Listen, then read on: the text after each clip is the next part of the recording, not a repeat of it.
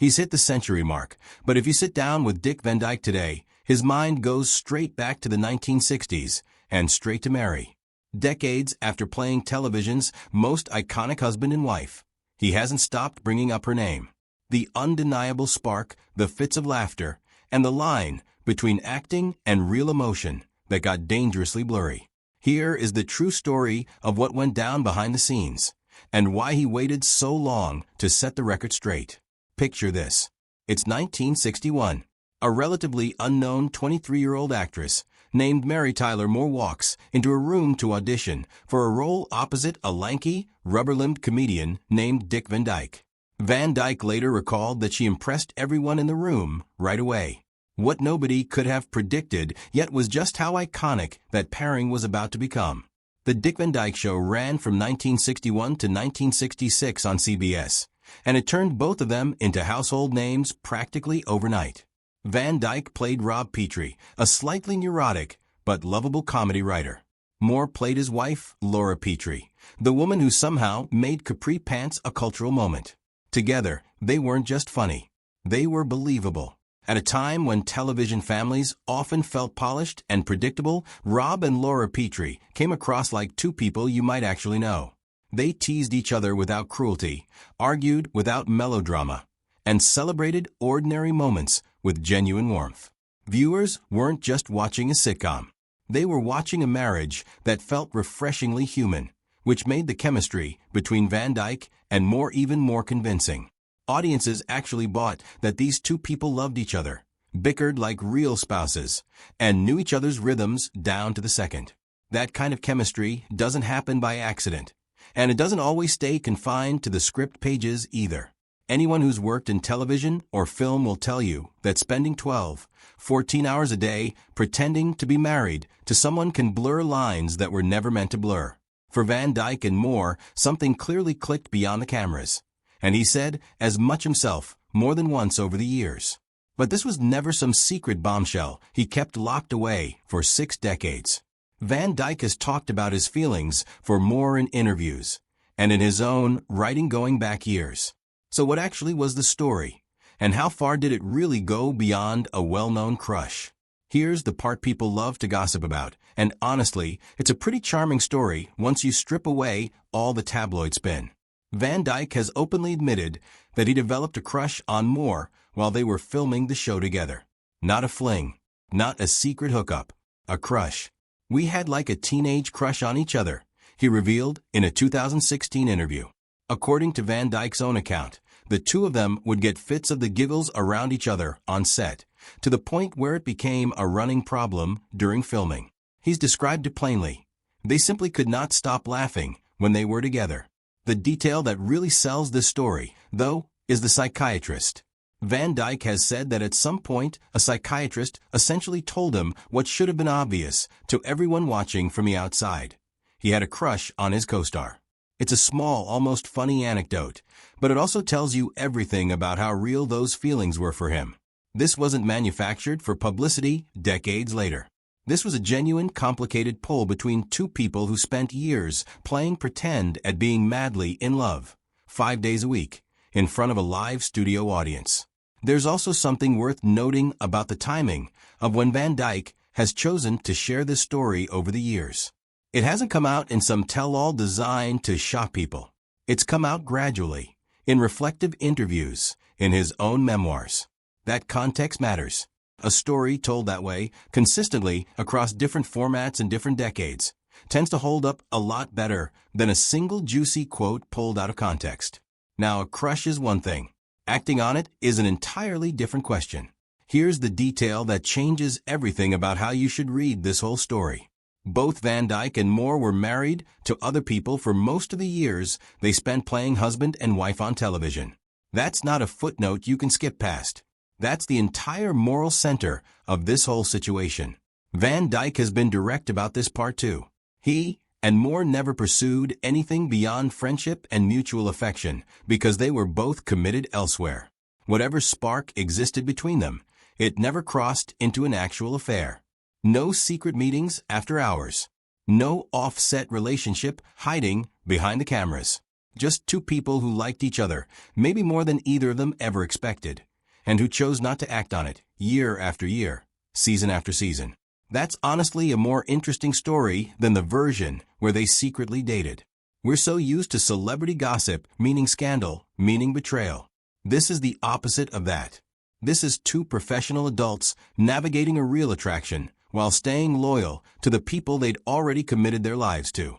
There's no reliable evidence of a physical relationship or a secret affair between them, no matter how many recycled headlines try to imply otherwise.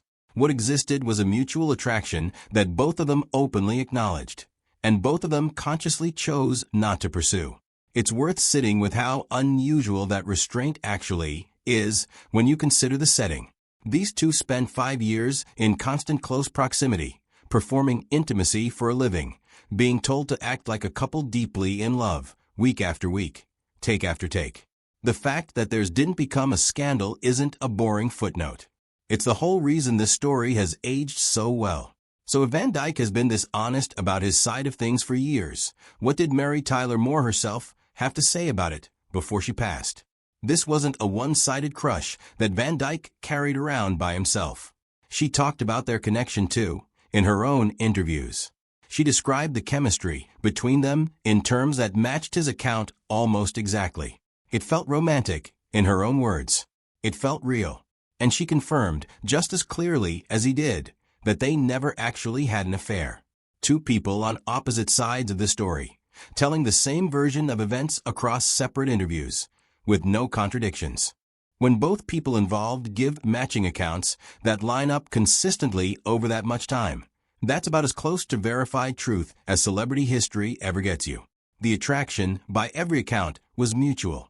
Just two co-stars who developed real feelings for each other while playing pretend for a national television audience, and who both handled it the exact same way, honestly, openly when asked, and without ever acting on it. For millions of viewers, Rob and Laura Petrie didn't just look like a happily married couple. They felt like one. That's why people have spent decades wondering if there had to be something more happening once the cameras stopped rolling. Their timing was effortless. They anticipated each other's reactions before a line was even finished. Part of that magic came from trust. Van Dyke has often praised Moore's instincts as a performer, saying she always knew exactly how to make a scene better without stealing attention from anyone else. She could match his physical comedy beat for beat, then turn around and ground the scene with genuine warmth. They weren't competing for laughs. They were building them together.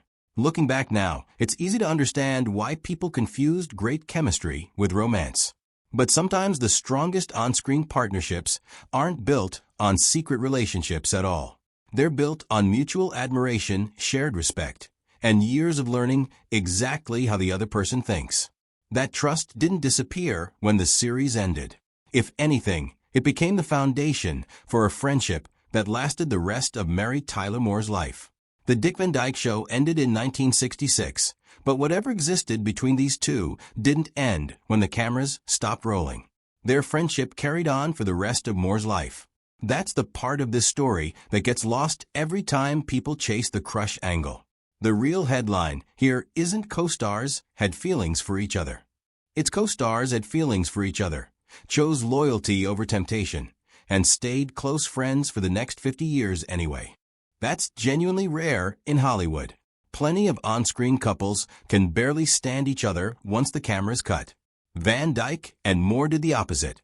They built something that survived their separate marriages, survived major career shifts on both sides, survived decades of physical distance, and survived the simple passage of time. Whatever chemistry got them through 5 seasons of network television clearly wasn't just a performance for the cameras. It was the foundation of a genuine, lasting bond between two people who respected each other deeply. And that bond is exactly why, when the worst news eventually came, Van Dyke didn't respond like someone talking about a former coworker. He responded like a man who had just lost someone who mattered to him for over half a century. Mary Tyler Moore died in 2017, and Dick Van Dyke didn't stay quiet about it. He spoke publicly. And he didn't hold back on how much she meant to him. In an interview following her death, he called her the best. Not one of the best, the best. He praised her comic timing specifically. Moore had this ability to land a joke with nothing more than a look or a perfectly timed pause. And Van Dyke, who spent 5 years standing next to her, understood better than almost anyone just how rare that kind of talent actually was. The chemistry that happened between us was just serendipity, he said. It was like going to a party every morning. This wasn't a scripted tribute. This was a man in his 90s talking about someone he'd loved for over 50 years. The crush from 1961 hadn't faded into some distant memory. It had matured into genuine grief for a friend he'd known his entire adult life. Dick Van Dyke turned 100 years old in December of 2025, and the milestone brought a wave of new interviews and tributes. Theaters across the country screened a new film about his life to mark the occasion, and once again, Mary Tyler Moore's name kept surfacing throughout the coverage. He's continued reflecting on his life with the same candor he's always had, joking about his age, and crediting his wife Arlene Silver for keeping him active and healthy.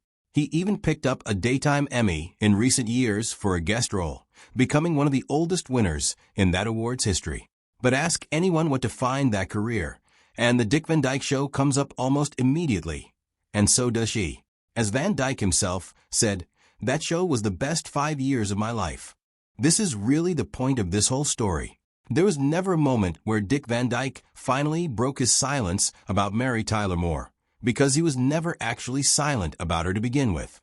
He talked about the crush. He talked about the giggling fits. He talked about her talent and her friendship. What's actually happening here isn't a secret getting dramatically revealed after decades of silence. It's a man in his 100th year still choosing to honor someone who shaped the best years of his career. There's something almost old-fashioned about this whole story that's worth pausing on. This was the early 1960s. Television was still young. Van Dyke and Moore weren't operating in some anonymous corner of a massive industry. They were the two biggest names on one of the most-watched shows on American television. If something had actually happened between them, the odds of it staying hidden for 60 years are basically non-existent. What you're really looking at here is a snapshot of a certain kind of restraint that doesn't get talked about much anymore. Two people felt something real for each other, and they simply chose their marriages instead. Not because nobody would have found out, because it mattered to both of them to make that choice. That's not a scandal. That's arguably one of the more admirable things two co-stars have ever admitted. It's worth remembering just how influential The Dick Van Dyke Show actually was. The show is widely regarded as one of the sharpest, most influential sitcoms of its era. Moore used the role of Laura Petrie as a launching pad into one of the most significant careers in television history. Van Dyke went on to become one of the defining entertainers of his generation. Neither of their careers needed the other to succeed. But both of them kept circling back to those 5 years together as some of the most formative of their professional lives. That's the real legacy here. Two performers who elevated each other, who pushed each other to be funnier and sharper, and who happened to develop real affection for one another in the process. When Van Dyke talks about Moore now, at 100 years old, he's not performing nostalgia for an audience. He's talking about someone who was there at the very beginning of everything he became. 65 years later, he still hasn't found a reason to stop bringing her up. That's not something a publicist decided to keep repeating. That's simply what actually mattered most to him. And that's the real story behind one of the most beloved partnerships in television history. Not a scandal, not a secret affair. Just two people who cared about each other deeply, stayed loyal to the people they'd committed to, and built a friendship that outlasted the show, outlasted their marriages, and outlasted even Mary Tyler Moore's own life. That's a much better ending than any manufactured scandal headline could ever give you. If this kind of honest, old Hollywood story is your thing, hit subscribe, and drop a comment letting me know which classic TV pairing you want us to cover next. See you in the next one.